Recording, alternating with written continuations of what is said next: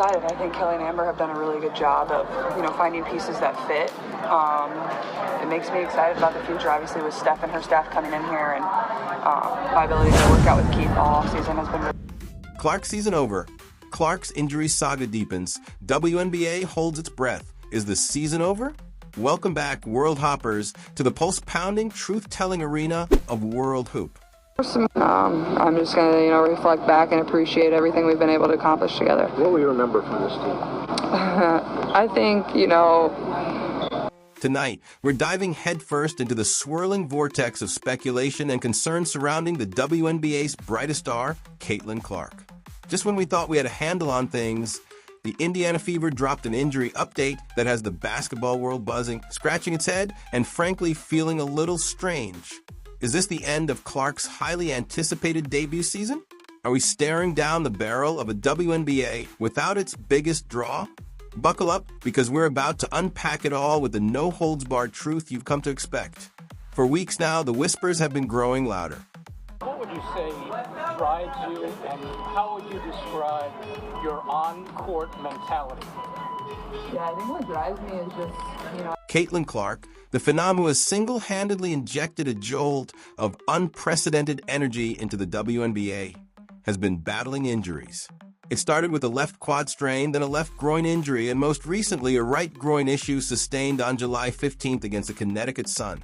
This isn't just a nagging ache, this is a pattern. Clark has already missed 11 of 24 games this season, a shocking statistic for a player known for her Iron Woman durability in college. The Indiana Fever, in their infinite wisdom, released an official statement after further medical evaluations earlier this week. The good news?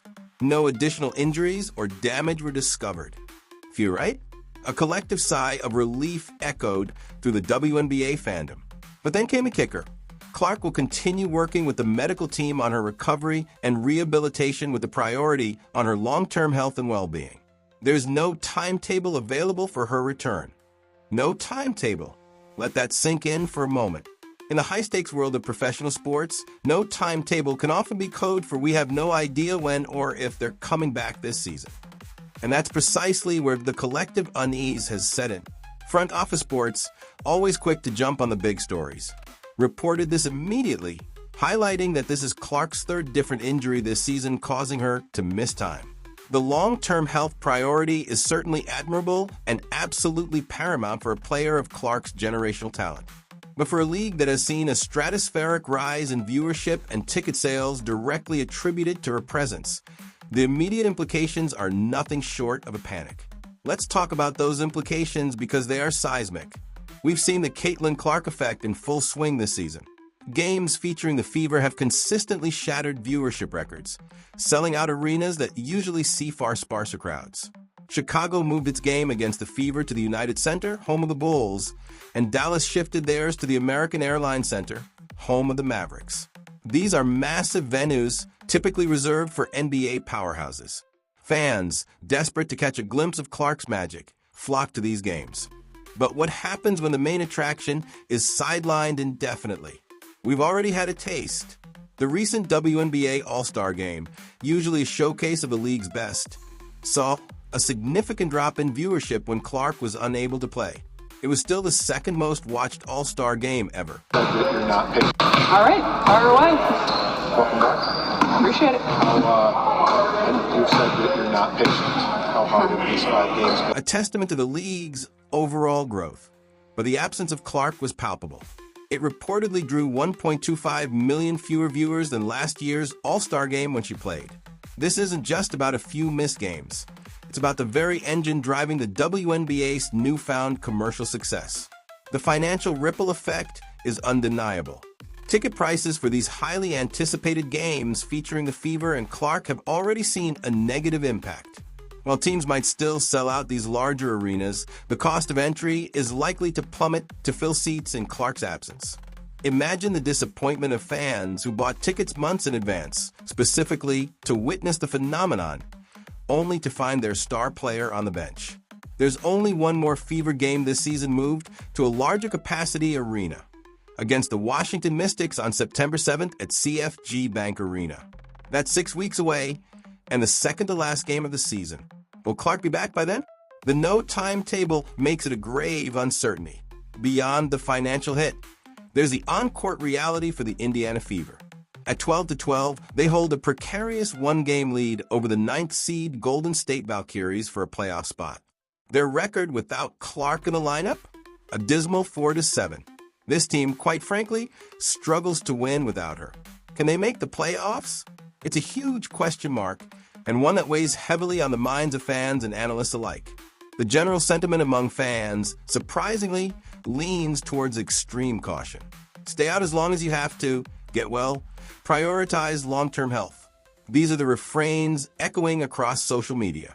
Many believe this season might be a wash for the Fever anyway, and pushing Clark back onto the court too soon would be a catastrophic mistake. The WNBA is a physical league, and Clark has undeniably had a target on her back since her arrival. Opponents have played her aggressively, perhaps even overly so, contributing to the wear and tear on her body. Some are even going as far as to suggest a clever way of saying she's out for the season. And then there's the coaching situation. The skepticism surrounding Indiana Fever coach Stephanie White is growing. While Clark is the face of the franchise, a coach is ultimately responsible for the team's performance and the well-being of its players. There's a strong undercurrent among fans who believe that White might not be the right person to lead this team to a championship, with some even speculating she might resign after the season due to the intense scrutiny and pressure that comes with coaching a team featuring a generational talent like Clark. The argument is that while Indiana is likely the best long-term fit for Clark, the coaching needs to change. The entire situation feels like a high-wire act. On one hand, the WNBA is riding an unprecedented wave of popularity, largely thanks to Caitlin Clark. On the other hand, their biggest star is battling injuries that threaten to derail her inaugural season and potentially impact the league's momentum. The balance between short-term gains and long-term sustainability is a delicate one, and the Fever's decision-making in the coming weeks will be absolutely crucial. So what does this all mean for World Hoop? It means we'll be watching every twist and turn of this story with bated breath. We'll continue to bring you the unfiltered truth, the insightful analysis, and yes, maybe a little dramatic flair, because this is a drama unfolding right before our eyes. The WNBA needs Caitlin Clark healthy, vibrant, and dominating the court. Her long-term health isn't just a priority for her, it's a priority for the entire league. What are your thoughts, World Hoppers? Should the Fever shut Caitlin Clark down for the season? Do you think this team could make the playoffs without her? Let us know in the comments below.